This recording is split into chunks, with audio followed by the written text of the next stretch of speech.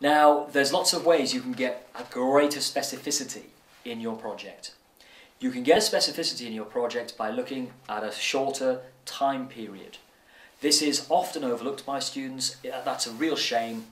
You know, putting a time period on your work means that you are not interested terribly much in anything that happened afterwards or before. It helps you with sources, it helps you with data, it helps you to be specific in all sorts of ways that are helpful to you and to getting that higher mark. So use that advice. Yes, specify a time period and ensure that your sources and everything you say fits with a time period that you say that you're interested in choosing. You can pick a region rather than a whole country.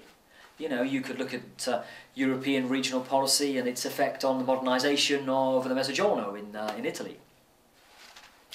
So instead of looking at the whole of Italy, you're looking at the south, and in particular this kind of cultural, economic, and social problem of integrating the south of Italy. This has an economic face, but it also has a cultural and social one. And you're not really bothered too much about the north of Italy. You're focusing on the south. East Germany would be another region that you could look at in such a way. So you can break things down. And my advice to you is break things down, make them more specific. And to show that you've made them more specific, you find sources that are specific and really match what you say you're going to study. So it's a two-stage process.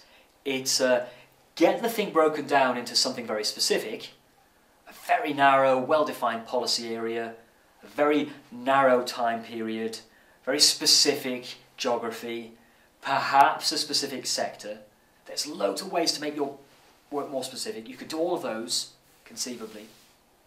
And then from there, you need to have sources, yeah, that reflect those choices that you've made.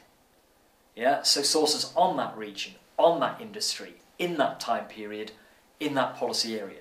They've got to be in your bibliography. The more vague, general, and textbooky, and sort of overarching the sources are, the less suited they are to fit your needs. So be specific, design something specific, and then do the logical thing. Your sources then need to be specific. They need to match the choices you just made, the good choices you just made to be specific. Yeah, you research the literature on those specific areas. That's what's going to make your work strong.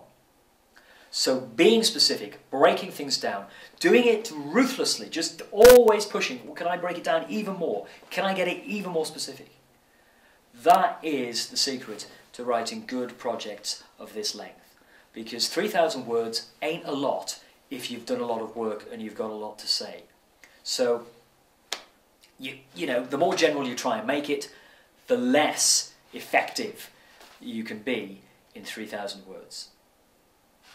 Okay, so I hope that gives you some pointers on possible topics, possible tactics about breaking the thing down and giving it great definition. Yeah, like somebody who works out a lot, they have great definition, great tone. You know, if you keep saying extra, very specific things about what you're doing, and you convey them well and effectively, then you're really designing, yeah, just like someone designs a body, you're designing a project that's very specific. It's very clear what you're doing. It'll be different to everybody else's. It's very well defined. That will succeed. Keeping things broad, my advice is unequivocally against keeping things broad. If you keep things broad, that's fine, it's your choice. You must not expect to do brilliantly. The more specific, the better. Definitely, always, there are no exceptions.